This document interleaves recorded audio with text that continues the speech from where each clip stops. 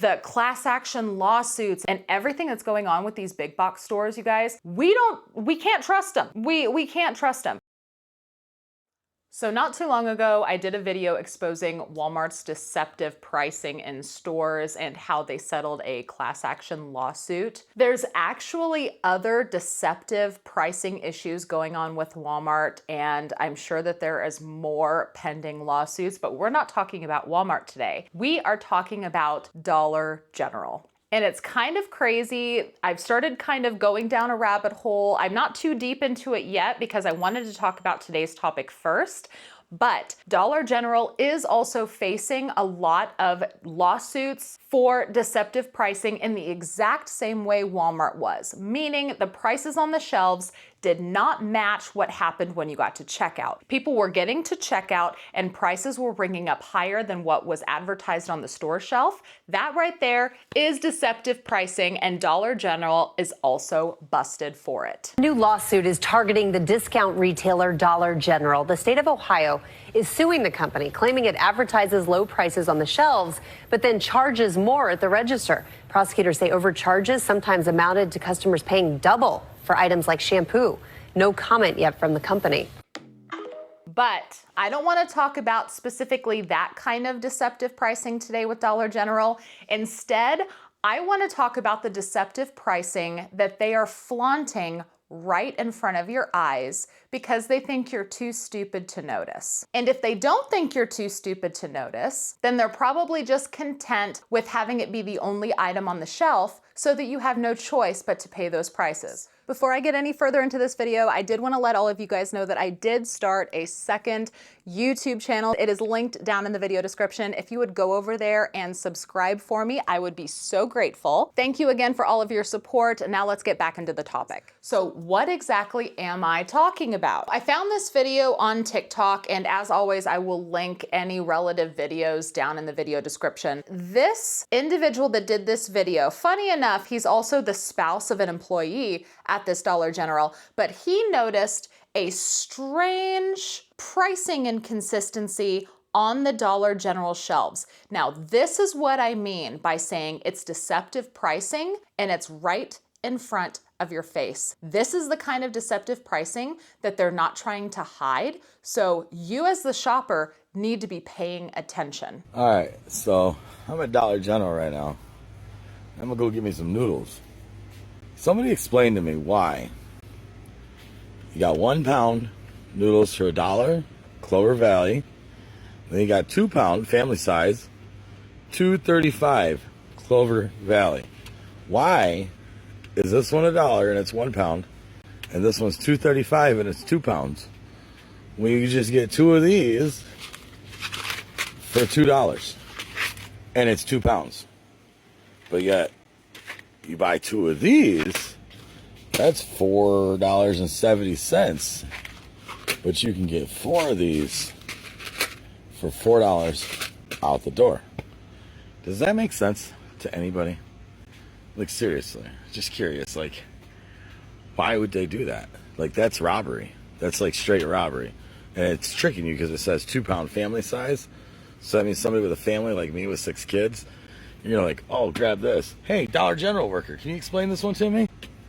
Why is $1 for 1 pound of spaghetti, but it's $2.35 for 2 pounds of spaghetti? Yeah. Why are you guys trying to rob us? I don't make the prices, so. You're so lucky you're my wife. We gotta talk to the people at the top of the chain. Well, corporate, you suck. Seriously, because I want to know why you're doing that. Whoever actually, that's so robbery. I don't even know. That's so robbery. That's robbery. That's highway robbery. That should be a lawsuit. Like, that's robbery. So one of two things is happening here, in my opinion. One of two things is happening. One, they're hoping that you don't notice and you just go for the bigger box, thinking or assuming it's a better deal because it's a better deal to buy a 2-pound box than 1 pound, because that's usually how things work at the store. I mean, correct me if I'm wrong down in the comments, but that's kind of how it goes, right? You usually get a little bit of a discount the more you buy. So the smaller packages usually pay more per ounce. The larger packages you pay less per ounce. So you're just gonna grab the big one and be on your way because you're not paying attention to the price. So I think that could be one of the two things that they're hoping happens. The second thing I think they're hoping happens could potentially be all of the 1 pound boxes for $1 sell out, and then you have no choice but to buy the 2 pound boxes at almost a 20% markup. Yeah, I don't know. It could be one of the two, but it's one of those two for sure, in my opinion. Like, otherwise, why else would a 2 pound box be almost 20% higher in cost than a 1 pound box? Why? There's no other reason. You could buy 1 pound or buy 2 1 pound boxes for $2 versus 1 2 pound box for $2.35. There's logically no reason why the 2 pound box would be more, other than they're trying to deceive their customers and squeeze out even more money. And I'm telling you guys, I mentioned that I just started going down this rabbit hole for Dollar General. That is true. I just started going down a rabbit hole for Dollar General. That rabbit hole goes deep, you guys. Dollar General goes deep. So make sure that you're following along, subscribe to the channel, because there's gonna be some videos coming out about Dollar General. I did not realize how damn shady this company is, and that rabbit hole goes deep. It's gonna take me some more time, but make sure that you're following along because I plan to talk all about it, because yeah, they deserve to be talked about for all the stuff going on. I'll just say that. So here's another example of the price deception right in front of our faces. This is actually a video from somebody at a Family Dollar. So it's not Dollar General, it's at a Family Dollar, but I know that this has happened at Dollar General.